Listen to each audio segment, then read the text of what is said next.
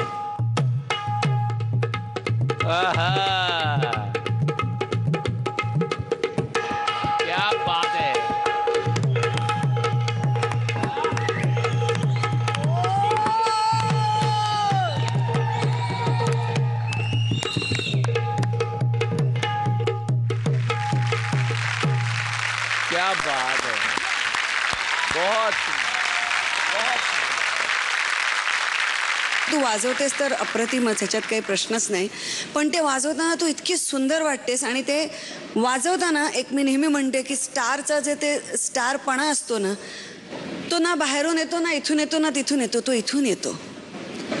तो तिथूनच येतो जिथनं त्या स्टारला ती गोष्ट करण्याची पॅशन मिळत असते. आणि जर ती अंतर्गत असेल ना, तर ती आपल्या कुठल्याही कलेमध्ये ती दिसते. आणि ती जेव्हा तू प्रेक्षकांशी तुझा संवाद साधत होतीस, जेव्हा तू वेगळ्या वेगळ्या गोष्टी सादर करत होतीस, तेव्हा तुझ्यातला तो जो थोडासा खट्याळपणा होता, तेव्हा आता हे ऐका, आता ते ऐका, ते इतकं असं छान नैसर्गिकपणे बाहेर येत होतं. आणि त्याच्यातनं वेगळ्या वेगळ्या गोष्टी इतक्या सुंदर खुलत होत्या की ते सुद्धा बघायला तितकीच मजा आली जितकी तुझ्या वाजवण्यामध्ये आम्हाला येत होती. मकरंद सर, फार गोड धक्का बसला. कारण का, एक तर तू फार सुंदर आहेस आणि तू ढोलकी वाजवतेस, डावा हात समोरच्या ढोलकीवर, उजवा हात मागच्या ढोलकी. त्यामुळे मी थोडासा गडबडलो. मला लक्षात आलं की देवीला हात असतात बरेच, नंतर स्त्रीलाही असतील बरेच हात. हळूहळू हात कमी का झाले? कारण का 2 हात खूप काही करू लागले. हिचे 2 हात 6 हातांचं काम करत होते. जनरली काय होतं ना, आपण एखादी वेगळीच गोष्ट पाहिली, असं नाही का आजपर्यंत त्यांनी पाहिली आहे का ढोलकी वाजवणारी मुलगी किंवा ढोलकी घेऊन बसलेली मुलगी पाहिली असेल, इतकं चांगलं वाजवणारी पाहिली आहे का? जर त्यांनी पाहिली असेल तर त्यांनी पदक द्यावी. नेहमीच जीतू तुझी घाई, अरे नकला उगा ठोडी बांधायला, आणि येऊ कशी कशी मी नांदेला ग, येऊ कशी कशी मी नांदेला, येऊ कशी कशी नांदेला ग, येऊ कशी कशी मी नांदेला. या चला.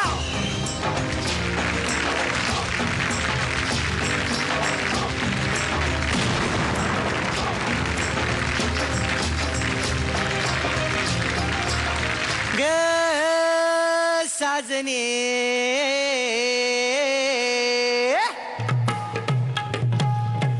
कोण्या गावाची कोण्या रावाची कोण्या राजाची तू ग राणी गे आली ठुमकत नार लचकत मान मुरडत हिरव्या राणी आली ठुमकत नार लचकत मान मुरडत हिरव्या राणी ग साजने साजने ग साजने आग साजने साजने गे आहा आग साजने साजने गे